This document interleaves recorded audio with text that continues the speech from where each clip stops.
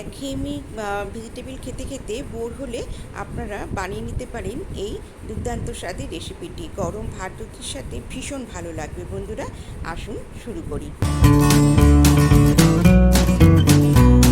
রেসিপিটি বানানোর জন্যে আমি 1 কাপ ছোলার ডাল 5 ঘন্টা ভিজিয়ে রেখেছিলাম, ভালো করে ধুয়ে জল ঝরিয়ে রেখেছি।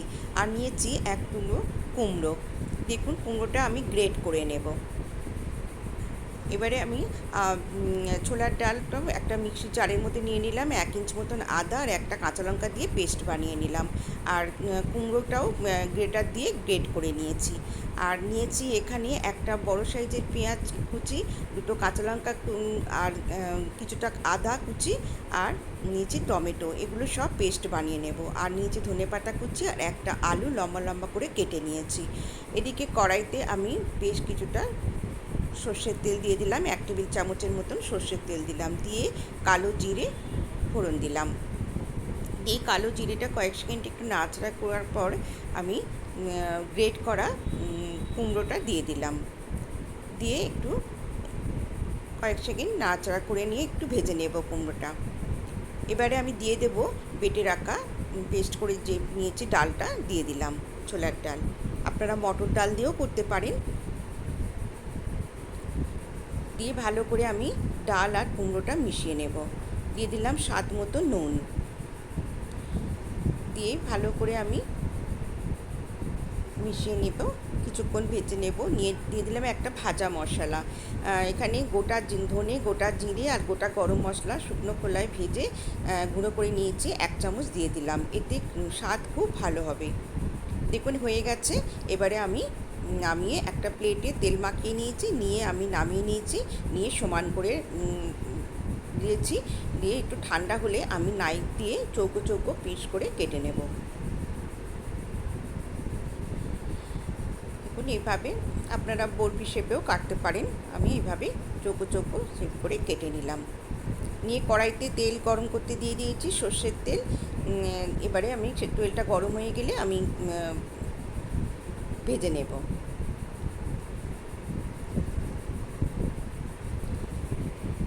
ধোকা এইভাবে ধোকার ডালনা বানালে আপনার মানে গরম ভাত রুটির সাথে ভীষণ ভালো লাগবে খেতে। দেখুন আমি সব ধোকাগুলো ভেজে নিয়েছি। এবারে আমি আরেকটু কড়াই সর্ষের তেল দিলাম, দিয়ে আমি গোটা সাদা জিরে আর 2টো শুকনো লঙ্কা ফোড়ন দিলাম, দিয়ে একটা তেজপাতা দিলাম, দিয়ে আমি একটু ভেজে নেব। এটা ফোড়নের সুন্দর একটা গন্ধ বেরোলে আমি আলুর টুকরোগুলো দিয়ে দিলাম। আলুটা আপনারা দিতেও পারেন, না দিতেও পারেন। এবারে আমি দিয়ে দিলাম গ্রেভির জন্য যে পেস্টটা বানিয়েছিলাম, দিয়ে দিলাম। আমি গ্রেভি পেস্টের মধ্যে আমি 4টে কাজুও দিয়েছিলাম, দিয়ে পেস্ট করে নিয়েছি। এবারে আমি হলুদ গুঁড়ো দিলাম, ধনে গুঁড়ো দিলাম, 1 চামচ জিরে গুঁড়ো দিলাম, আর 1 চামচ লঙ্কা গুঁড়ো দিলাম। আমি ছোটো চামচের 1 চামচ করে পরিমাণ মতন দিয়ে দিলাম। দিয়ে ভালো করে আমি এবারে কষিয়ে নেব। এই কষাতে কষাতে আলুটাও সিদ্ধ হয়ে যাবে অনেকটা। আমি ভালো করে কাঁচা গন্ধটা যাতে না থাকে, বেশ ভালো করে আমি ভেজে নিচ্ছি। এবার দিয়ে দিলাম 1 চামচ চিনি। আমি একটু 1 মিনিটের মতন লো ফ্লেমে ঢাকা দিয়ে রাখলাম। এবার আমি 1 চামচ গরম মশলা নিয়েছি আর 1 চামচ নিয়েছি কাশ্মীরি গুঁড়ো লঙ্কা দিয়ে দিলাম। দিয়ে এবারে আমি অল্প একটু জল দিয়ে আবারও ভালো করে আমি কষিয়ে নেব। যতক্ষণ না তেল ছেড়ে আসে গ্রেভি থেকে, ততক্ষণ পর্যন্ত আমি এভাবে কষাতে থাকবো। বন্ধুরা, আজকের ভিডিও যদি আপনাদের ভালো লেগে থাকে তাহলে লাইক করবেন, কমেন্ট করবেন, আর সবার সাথে একটু বেশি বেশি করে শেয়ার করে দেবেন। আমি আবারও একটু জল দিলাম, অল্প একটু ধনেপাতা দিলাম, দিয়ে দিলাম স্বাদ মতো নুন। আমার চ্যানেলে নতুন বন্ধু হলে আমার চ্যানেলটিকে সাবস্ক্রাইব করার অনুরোধ রইল বন্ধুরা।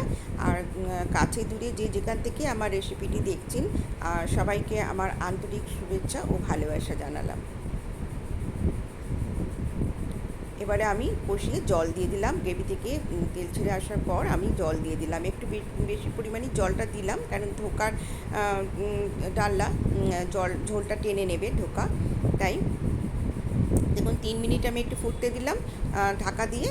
আলুটা একদমই সিদ্ধ হয়ে গেছে। এবারে আমি গুলো দিয়ে দিলাম, দিয়ে কয়েক মিনিট আমি 2 মিনিটের মতন ফুটিয়ে নেব। নিয়ে ধনেপাতা দিলাম, দিয়ে আমি বন্ধ করে দিলাম গ্যাস স্ট্যান্ডিং টাইমে। এই সময় আপনারা ঘিও দিতে পারেন, আমি দিলাম না। দিকে আমি একটা প্লেটিং করে দিলাম। খেতে অসাধারণ হয় বন্ধুরা। আজকের মতন টাটা।